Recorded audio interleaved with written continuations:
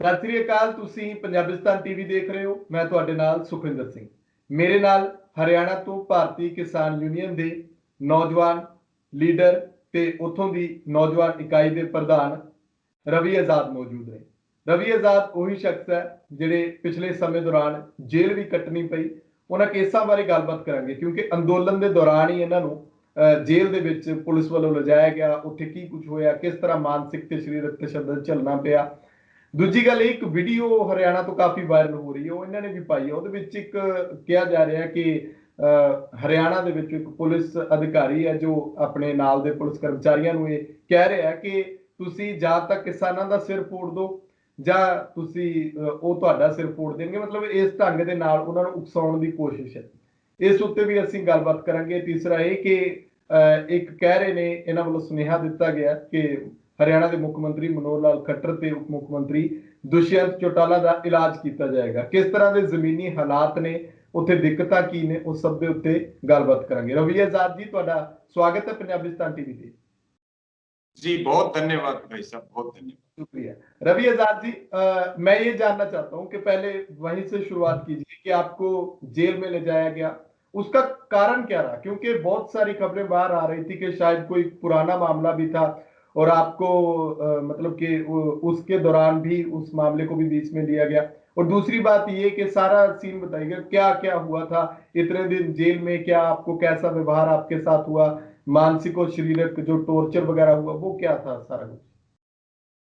देखिए, करीब करीब मेरी तबीयत कुछ दिनों से ठीक नहीं थी और मैं 30 मार्च को किसान पंचायतों से अपने घर भिवानी डिस्ट्रिक्ट का, जो भिवानी डिस्ट्रिक्ट में मेरा गांव है बैल, वहां पर मैं आया था 30 मार्च को रात को 3 बजे। और मेरे साथ रहने वाले सभी साथी अपने अपने घर हमने भेज दिए थे क्योंकि 31 को डॉक्टर वगैरह को दिखा करके और थोड़ा आराम करके और फिर 1 तारीख से अगले कार्यक्रमों के लिए हमें निकलना था। और करीब करीब जो है दोपहर 2:30 बजे जब मैं अपने ऑफिस में और उसके बाद फिर डॉक्टर के पास जाना था, तो उस समय पुलिस ने मुखबरी के माध्यम से और एक सुनसान रास्ते पर मुझे गिरफ्तार कर लिया। और उस समय मैं अकेला था, मेरा मोबाइल मेरे पास था और मैं गाड़ी में था और पुलिस की एक बड़ा पुलिस बल वहां मौजूद था। और उन्होंने जो है मुझे बिना कुछ बताए मेरा मोबाइल ले लिया, गाड़ी की चाबी ले ली और मुझे पुलिस की गाड़ी में डाल करके और सुनसान रास्तों पे 3-4 घंटे तक घुमाते रहे। और फिर भिवानी डिस्ट्रिक्ट का एक थाना है भवानी खेड़ा, जहां पर मुझे रखा गया। मैंने उनको फोन नंबर दिए कि आप मेरी गिरफ्तारी की सूचना मेरे वकील को दें, मुझे किस मामले में गिरफ्तार किया गया है वो मुझे बताया जाए और मेरे परिजनों को मेरी गिरफ्तारी की सूचना दी जाए। जिस पे पुलिस ने कहा कि हम बहुत दबाव में हैं और राजनीतिक मामला है, हम आपको ज्यादा कुछ नहीं बता सकते, आप आराम से जो हमारे साथ चलिए, हमारे साथ रहिए। ये पूरी बातचीत वहां हुई। और उसके बाद मुझे पता चला रात को, देर रात जब अलग अलग कागजों पे मेरे से साइन करवाए गए, तब मुझे ये पता चला, क्योंकि आप लगातार देख रहे थे कि जो 10 मार्च का अविश्वास प्रस्ताव था, उसके बाद हरियाणा में करीब करीब 25 कार्यक्रम 30 मार्च तक बड़े बड़े नेताओं के, मुख्यमंत्री, उप मुख्यमंत्री, कृषि मंत्री, इनके फेल हो चुके थे। और लोगों में बड़ा उत्साह था। जहां भी इनके कार्यक्रम की हम अपील करते, सूचना डालते, तो हजारों की संख्या में लोग पहुंचते और इनके कार्यक्रम को उखाड़ फेंकते। तो हम लगातार सरकार की आंखों में किरकिरी बने हुए थे, हरियाणा की जो सरकार है। और उसी दौरान 3-4 दिन से एक 27 मार्च को जी न्यूज, जो जी ग्रुप है उसका जो मालिक है सुभाष चंद्रा, उसका एक कार्यक्रम हिसार में फेल किया था। उस कार्यक्रम को फेल करने के बाद जो वहां की अपील की वीडियो थी, आपने देखा, वो जी न्यूज के अलग अलग चैनलों पर और एक विलन की छवि के रूप में हमें प्रस्तुत करने का काम किया गया। और सुभाष चंद्रा सीधे तौर पर बीजेपी के सांसद हैं। सुभाष चंद्रा के जो चैनल है वो गोदी मीडिया के चैनल माने जाते हैं और सुभाष चंद्रा का कार्यक्रम फेल होने का उनको भारी दुख था। और उसके साथ में एक मौके की तलाश थी, जब केंद्र की सरकार का समर्थन सुभाष चंद्रा के माध्यम से मिल गया, हरियाणा सरकार हमारे ऊपर कार्रवाई चाहती थी और साथ में कृषि मंत्री जेपी दलाल भी हमारे ऊपर जो है वो तलाश कर रहे थे कि रवि आजाद को हम कहां पकड़े। तब जी। मुझे ये पता चला कि धारा 504, धारा 505 और 153 और 153A के तहत जो बताया गया, मुझे मेरे वकील के माध्यम से पता चला कि भाई ये उपद्रव कराने की या जो है भड़काऊ भाषण देने की या जो है मोब को किसी एक मूवमेंट की तरफ मोड़ने की, इन सब चीजों की धाराएं मुझे बताई गई कि ये आपके ऊपर धाराएं लगाई गई। उसके बाद 1 तारीख को सुबह 10 बजे मुझे भारी सुरक्षा बल के बीच में जो हमारा सीजीएम कोर्ट है लुहारू, वहां पेश किया गया और उसी समय मेरी वकील से बात करवाई गई। तब जाकर के गिरफ्तारी की सूचना मिली कि मैं पुलिस के पास हूं। ये इस तरह की चीजें चली। और वहां पर हमारे जो वकील भाई हैं, उन्होंने पूरी ताकत के साथ पैरवी करने का काम किया और उन्होंने बताया कि कैसे राजनीतिक षड्यंत्र के तहत फंसाया जा रहा है। और वहां उन्होंने तुरंत मेरी बेल एप्लीकेशन भी फाइल की, जिसपे सीजीएम कोर्ट ने यह कहा कि हम इसके ऊपर अगले दिन सुनवाई करेंगे।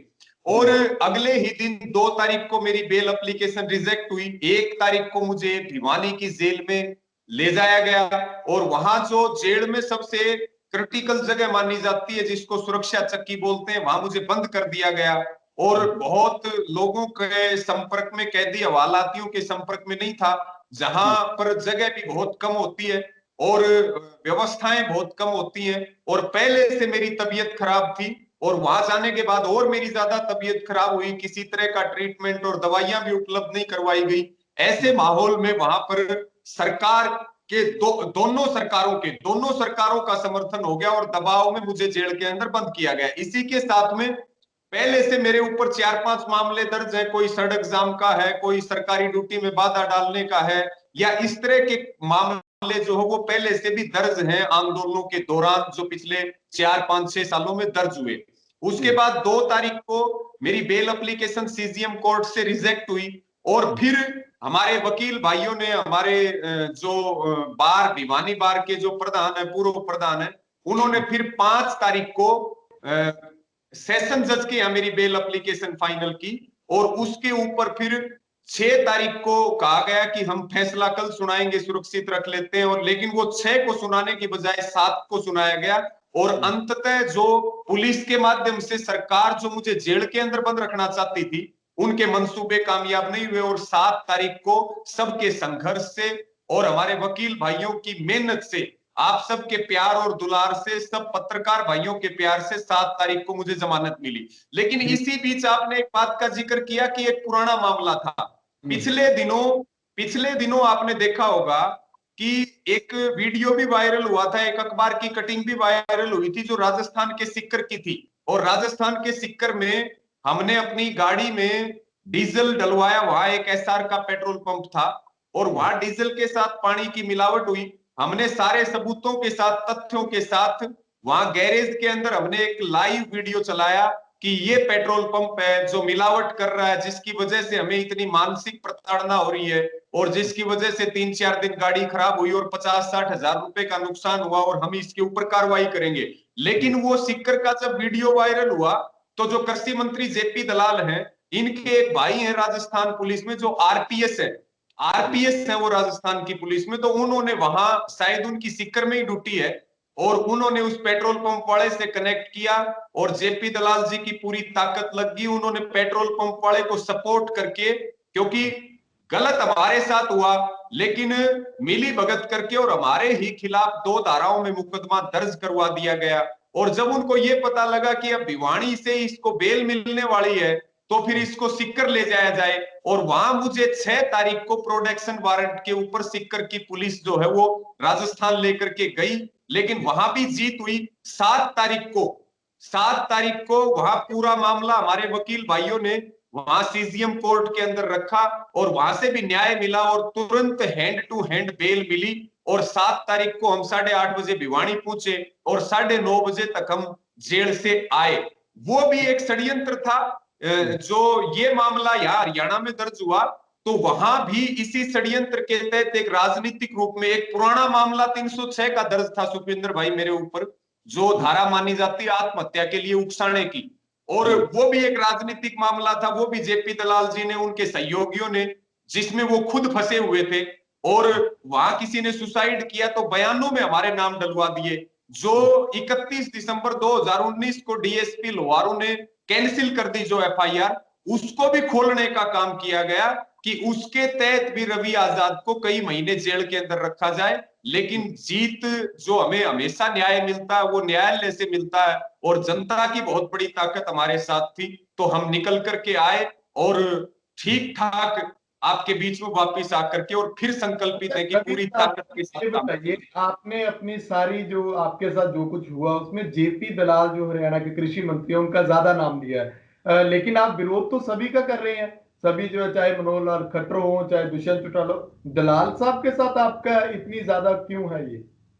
नहीं, ऐसा कुछ नहीं है। वो देखिए, हमारी लड़ाई सत्ता के साथ होती है, हमारी लड़ाई किसान हित के लिए होती है। लेकिन जेपी दलाल जी मेरी विधानसभा से संबंध रखते हैं, उनके साथ मेरा कोई निजी विवाद किसी प्रकार का नहीं है। जी लेकिन जी। वो ऐसा कोई भी मौका नहीं चूकते जहां वो हमें प्रताड़ित करने का काम ना करें, सरकारी मशीनरी का दुरुपयोग करके हमें सताने का काम ना करें। और ये मामला भी आप देखिए कि सेंट्रल गवर्नमेंट की मदद से सुभाष चंद्रा के दबाव में, और ये पूरा एक षड्यंत्र तैयार किया गया, और इस षड्यंत्र में जेल के अंदर मुझे कोई भी जेल मैनुअल के हिसाब से मुझे कोई राइट नहीं थे, ना मेरा किसी से मुलाकात का कोई अधिकार था, ना वहां से जो कैदियों को या हवालातियों को फोन करने की जो फैसिलिटी मिलती है वो भी मुझे नहीं थी किसी प्रकार की। लेकिन जो सबसे बड़ी बात है वो यही है कि कृषि मंत्री जी एक भी मौका ऐसा नहीं चूकते जहां वो हमें परेशान करने का काम ना करें। और पिछले लंबे समय से, कई सालों से अलग अलग मामलों के तहत और अलग अलग तरीके से, हर तरीके से हमें सताने का और दबाने का काम किया है।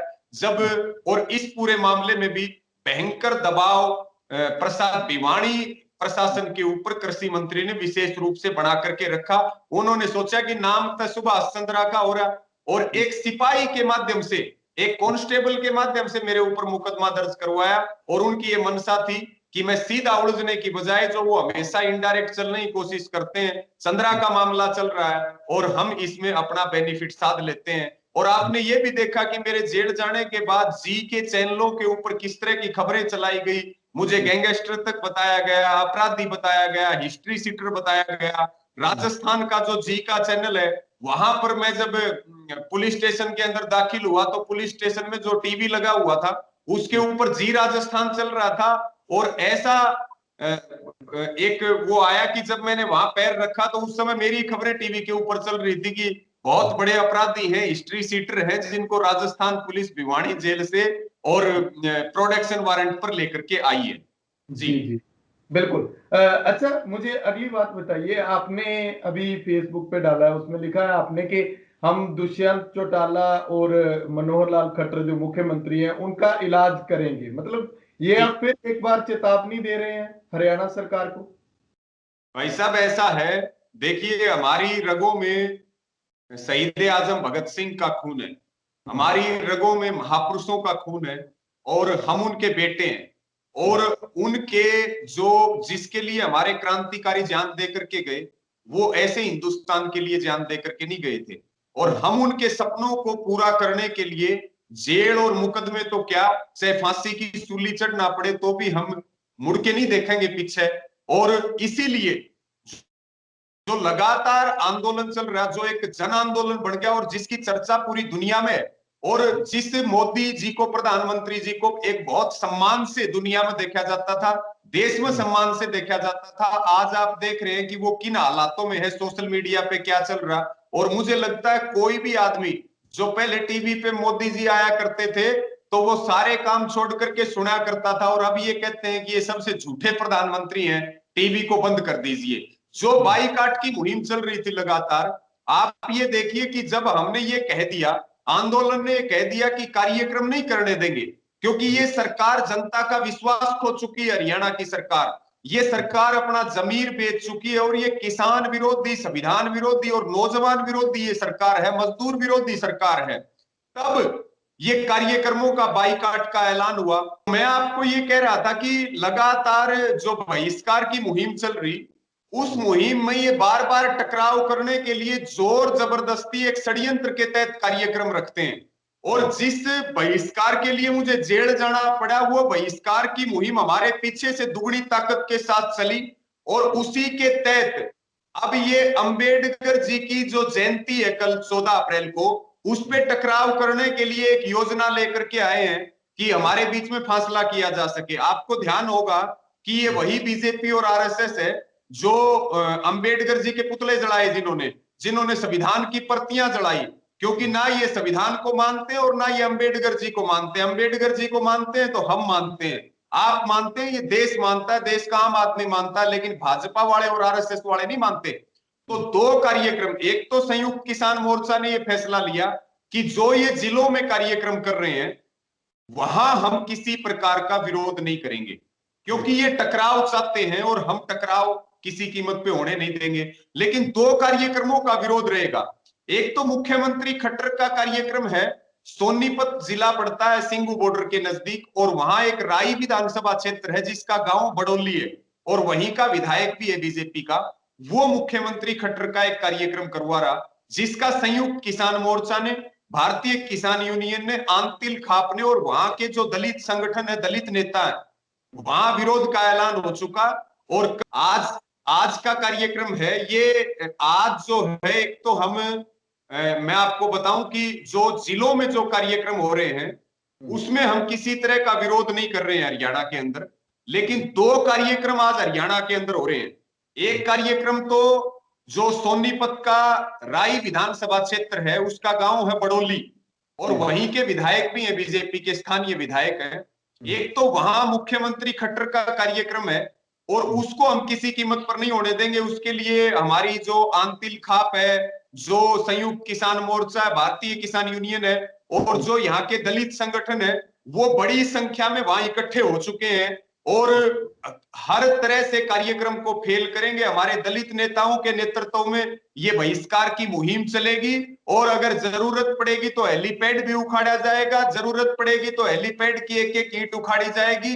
लेकिन आज जो सोनीपत का बडोली गांव में जो कार्यक्रम है खट्टर का, वो किसी कीमत पर नहीं होने दिया जाएगा। उसी तरह से आज दूसरा कार्यक्रम उप मुख्यमंत्री दुष्यंत चौटाला का कैथल डिस्ट्रिक्ट के, जो ये कैथल डिस्ट्रिक्ट के जगदीशपुरा गांव में डॉक्टर भीमराव अंबेडकर कॉलेज में कार्यक्रम है, और उसमें बीजेपी जेजेपी के 1 दर्जन और नेता आ रहे हैं। वहां भी आसपास के जिलों के और कैथल डिस्ट्रिक्ट के हमारे हजारों नौजवान, किसान और हमारे दलित भाई, दलित नेता सब इकट्ठे होकर के और उसके कार्यक्रम को किसी कीमत पर नहीं होने देंगे। दो कार्यक्रमों में जो आप बात पूछ रहे थे कि इलाज करेंगे खट्टर और दुष्यंत का, वो इलाज यही है कि ना तो आज उप मुख्यमंत्री दुष्यंत चौटाला का प्रोग्राम होने दिया जाएगा और ना जो है मुख्यमंत्री खट्टर का प्रोग्राम होने दिया जाएगा।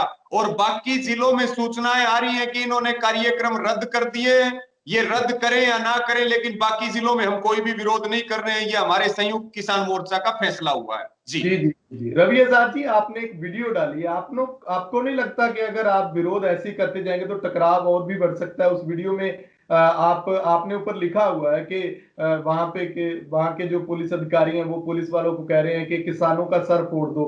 वो क्या वाक्य क्या है, क्या कह रहे हैं उसमें, वो कौन है? देखिए, कैथल, आपके पास वीडियो कहां से आया और उसकी पुष्टि क्या है? देखिए, सोशल मीडिया के ऊपर ये वीडियो वायरल हो रहा है। कैथल में एक राज्य मंत्री है कमलेश ढांडा, और जो इसके बीजेपी के प्रदेश अध्यक्ष हैं ओपी धनखड़, इनका एक कार्यक्रम था, और उस कार्यक्रम के विरोध के लिए हजारों की संख्या में किसान पहुंचे थे। और ये वीडियो उस कार्यक्रम के बाद से लगातार वायरल हो रही है, और उसमें एक हरियाणा पुलिस के एक इंस्पेक्टर बताए जा रहे हैं, अमित, क्योंकि उस वीडियो को देख करके हमारी आत्मा बड़ी रोई, क्योंकि हर बार सरकारी मशीनरी का दुरुपयोग करके पुलिस के दबाव से आंदोलनों को कुचला जाता है, डंडों के सारे सरकार चलाई जाती है। लेकिन हम जवान की लड़ाई लड़ते हैं, हम किसान की लड़ाई लड़ते हैं, और हम जवान का दबाव होने के बावजूद भी जवान का सम्मान करते हैं, क्योंकि वो कहीं ना कहीं हमारे परिवार के सदस्य हैं। लेकिन जिस तरह की भाषा इंस्पेक्टर ने बोली है, वो किसी भी तरीके से जस्टिफाई उसको नहीं किया जा सकता। उन्होंने कहा है कि या तो सिर्फ फुड़वा लो और या सिर्फ फोड़ दो।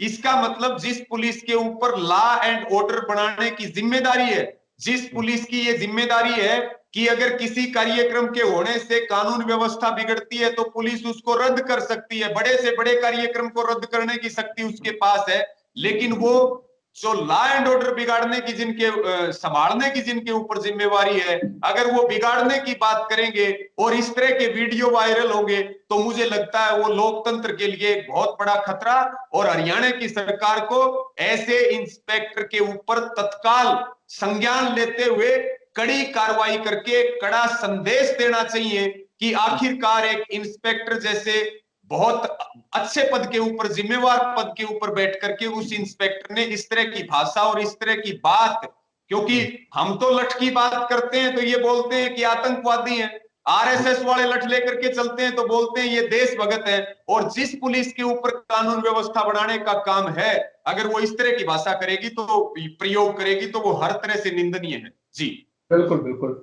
मेरा आखिरी सवाल है, मुझे ये बताइए कि यहाँ पे हरियाणा में पंजाब में तो सीधी अदायगी को लेकर काफी विरोध था, लेकिन अभी वो सरकार के अभाव से वो उसे समेटने की कोशिश की जा रही है। आपके हरियाणा में क्या दिक्कतें आ रही हैं सीधी अदायगी को लेकर, जब अभी वो केंद्रीय मंत्री पीयूष गोयल कह रहे थे कि वे जो ठेके पर जमीन लेते हैं उनके खाते में भी रकम जाएगी, जो दूसरे किसान है, मतलब सबको फायदा होगा। तो हरियाणा में क्या दिक्कत, यहाँ के किसानों की क्या प्रॉब्लम, क्या है इसको लेने में? नहीं, देखिए ये एक पूरी तरह से जो किसानों की मांगे हैं सरकार उनको तो सुन नहीं रही है, और हमें उलझाने के लिए नए नए तरीके सरकार लेकर के आ रही है, नए नए तरीके सरकार लेकर के आ रही है, और एक बड़ी बनाई व्यवस्था को सरकार बिगाड़ने का काम कर रही, और नई व्यवस्था ला करके असल मुद्दों से हमारा ध्यान हटाने की कोशिश सरकार द्वारा की जा रही है। आज आप ये देखिए जो इनके पोर्टल पर रजिस्ट्रेशन हो रहे हैं उनमें एक बहुत बड़ी समस्या चल रही है। आज किसान दर दर की ठोकरें खा रहा, और ये इतना टेक्निकल होना चाह रहे हैं कि किसान को परेशान करने का काम किया जा रहा है। जो सीधी पेमेंट की बात है उसमें भी अनेकों तरह की समस्याएं हैं। किसानों को एक तो समय पे अदायगी नहीं हो रही, पहली बात तो यही है कि जिस पैटर्न को ये सबसे अच्छा बता रहे हैं उस पैटर्न के अनुसार तय समय में किसानों के खातों में पैसा नहीं आ रहा है। दूसरी बात, कोई गड़बड़ होने पर राइट लेफ्ट जब किसान का पैसा टेक्निकल गड़बड़ के कारण इधर उधर चला जाता है तो उसकी रिकवरी का सरकार के पास कोई तरीका नहीं है कि वो किस तरह से उसको रिकवर करके और जो असल किसान है उसको उसका पैसा दिया जाए। और लगातार बैंकों में आप देख रहे हैं किस तरह की भीड़ बनी रहती है, किस तरह का व्यवहार बैंकों के अंदर किसानों के साथ हो रहा है। ये सारी समस्याएं हैं जो सरकार बगैर दूर किए, हम कोई डायरेक्ट खातों में पैसा डालने के विरोधी नहीं है, हम किसी तरह से किसी टेक्निकल चीज के विरोधी नहीं है, लेकिन जो सरकार जो धरातल के ऊपर जो काम करने चाहिए वो ना करके और जो बड़ी बड़ी हवा हवाई बातें हो रही हैं उससे किसान दर दर की ठोकरें खा रहे, समय पे पैसे नहीं आ रहे। कभी कहते हैं आईएफएससी कोड गलत है, कभी कहते हैं ब्रांच कोड गलत है, कभी कहते हैं ये गलत है, कभी कहते हैं डिस्ट्रिक्ट हेडक्वार्टर पे जाइए, कभी कहते हैं वहां एप्लीकेशन दे करके आइए। कहने का मतलब ये है कि पहले की व्यवस्था से पहले ही किसान परेशान है, लेकिन नई व्यवस्था ला करके उसको और ज्यादा परेशान करने का काम किया जा रहा है। अमूमन ये हरियाणा, पंजाब, देश में ये सब जगह की स्थितियां हैं, क्योंकि जब तक जो कॉमन जो चीजें हैं वो ठीक नहीं करेंगे तो इसके अंदर समस्याएं आएंगी, और केंद्रीय मंत्री को इन चीजों की तरफ ध्यान देना चाहिए। जी शुक्रिया रवि आजाद जी, धन्यवाद समय देने के लिए। जी, आपका भी बहुत बहुत धन्यवाद, आभार, सत श्री अकाल। शुक्रिया। सो मेरे नाल मौजूद सन हरियाणा तो किसान आगू रवि आजाद। ਅਸੀਂ ਗੱਲਬਾਤ ਕੀਤੀ ਹੈ ਹਰਿਆਣਾ ਦੇ ਵਿੱਚ ਕਿਸ ਤਰ੍ਹਾਂ ਦੀ ਸਥਿਤੀ ਹੈ ਕਿਸਾਨਾਂ ਦੀ, ਇਹਨਾਂ ਨੂੰ ਜੇਲ੍ਹ ਕੱਟਣੀ ਪਈ, ਉਸ ਦੌਰਾਨ ਕਿਸ ਤਰ੍ਹਾਂ ਦਾ ਤਸ਼ੱਦਦ ਜਿਹੜਾ ਉਹ ਚੱਲਣਾ ਪਿਆ। ਤੁਸੀਂ ਆਪਣੇ ਵਿਚਾਰ ਕਮੈਂਟ ਜ਼ਰੂਰ ਕਰਿਓ। ਪੰਜਾਬਿਸਤਾਨ ਟੀਵੀ ਨੂੰ ਸਬਸਕ੍ਰਾਈਬ ਕਰੋ। ਮੈਨੂੰ ਇਜਾਜ਼ਤ ਦਿਓ। ਧੰਨਵਾਦ।